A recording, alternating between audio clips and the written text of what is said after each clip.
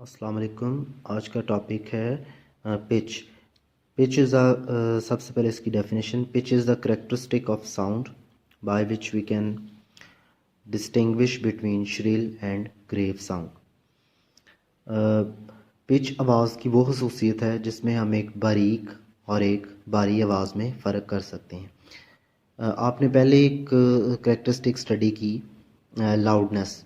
Loudness में हम जो डिफरेंशिएट करते हैं लाउड और फेंट साउंड में, ऊंची और मध्यम आवाज़ में, जबकि पिच में डिफरेंशिएट करते हैं बारीक और भारी आवाज़ में।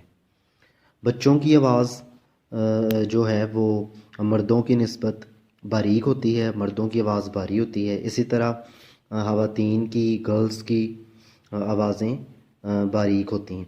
तो बारीक के लिए वर्ड यूज़ हुआ है श्रिल और ग्रेव बारी के लिए।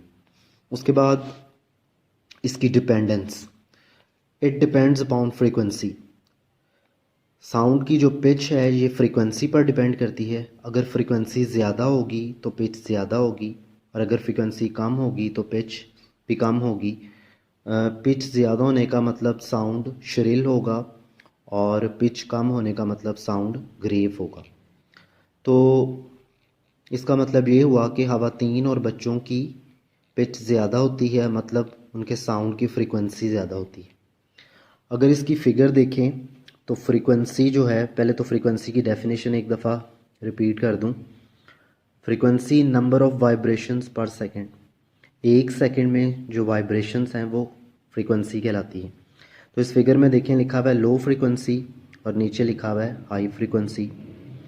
लो फ्रीक्वेंसी और हाई फ्रीक्वेंसी में सेम इंटरवल में नंबर ऑफ़ वेव्स चेक करते हैं। ये देखें 3 क्रेस्ट हैं और 2 ट्रफ्स हैं, और यहाँ पर 1 2 3 4 5 क्रेस्ट हैं और 4 ट्रफ्स हैं। तो सेम इंटरवल में 2 वेव्स हैं और सेम इंटरवल में 4 वेव्स हैं। तो सेम इंटरवल में नंबर ऑफ़ वेव्स, जैसे मैंने कहा, क्या कहलाती है? फ्रीक्वेंसी।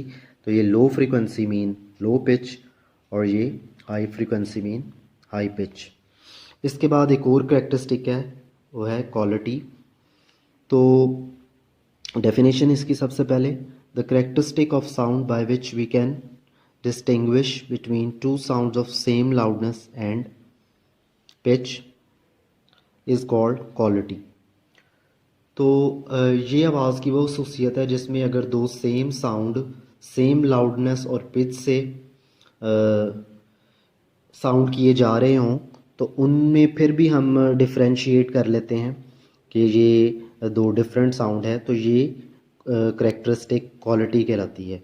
फॉर एग्ज़ाम्पल, आप जज कर सकते हैं साउंड से ही कि कौन सी आवाज़ पियानो की है और कौन सी गिटार। दोनों को अगर सेम पिच और लाउडनेस से बजाया जाए तो फिर भी हम उनकी आवाज़ में फ़र्क कर लेते हैं। तो ये फ़र्क जो है ये उसकी क्वालिटी कहलाता है।